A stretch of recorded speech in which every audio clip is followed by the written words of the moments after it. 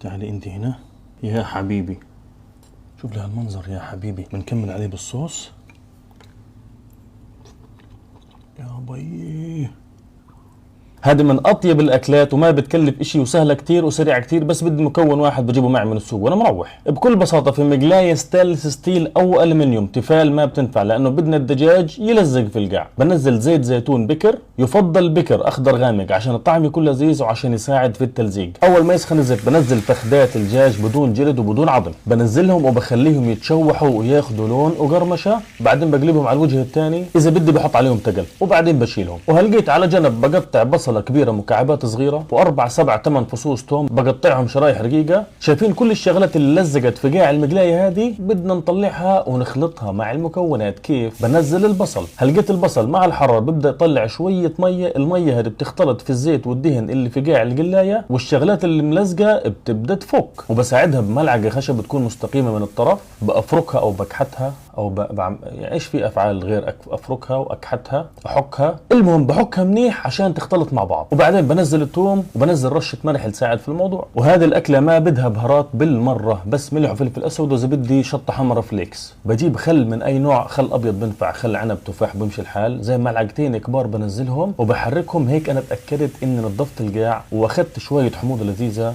راح نستفيد منها في الاخر في الطعم النهائي. بقلبهم 3-4 دقائق، وهلقيت بدي المكون اللي هو الاساسي في الطعم في هذه الطبخه، وبصراحه يعتبر اشي فخم ورائع جدا، البندوره المجففه. زي ما قلنا هذه فيها طعم الامامي المميز والخطير، وبنزلهم فوق البصل والثوم. هلقيت اذا ما عندي هذه البندوره المجففه، يعني بصراحه الموضوع صعب شوي، بس اعتقد بتقدروا تستعملوا دبس الفليفله. دبس الفليفله حلو بيطلع زاكي. وهلقيت بحضر شويه مرقه دجاج ضاني عجل اللي بدكم اياه، وبنزلها فوق الخليط وبحركها. وبعدين برجع الدجاج اللي قليته بقعدهم جنب بعض زي هيك، وبخلي تتسبك على نار واطيه تقريبا ربع ساعه لثلث ساعه، وهيك بيكون الطبخ 100%. بعد ما يخلص الوقت لقيت الطبخه تعتبر جاهزه. فانا هيك يعطيني العافيه دليتكم على الوصفه. هلقيت كيف بدكم تاكلوه مع رز مع برغل. انا ما عملت هيك، بس بدي احكي لكم كيف انتم تعملوا اذا بتحبوا تكملوا الوجبه. بشيل الدجاج على جنب، بخلي عليه شويه من الصوص اللذيذ هذا، والصوص اللي ضل في قاع القلايه اللي فيه كل الطعم.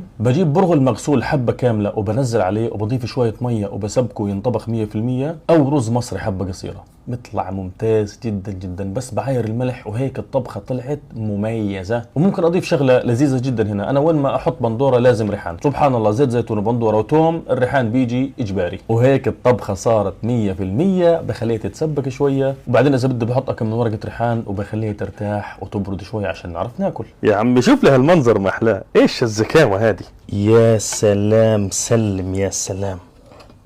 ناخذ كمان قطعه. شوف لها المنظر ما احلى حبيبي، ولا الريحه يا حبيبي على الريحه. طلع وقعد لحالها. باخذ معها صوص زي هيك يا حبيبي على اللقمه. بسم الله.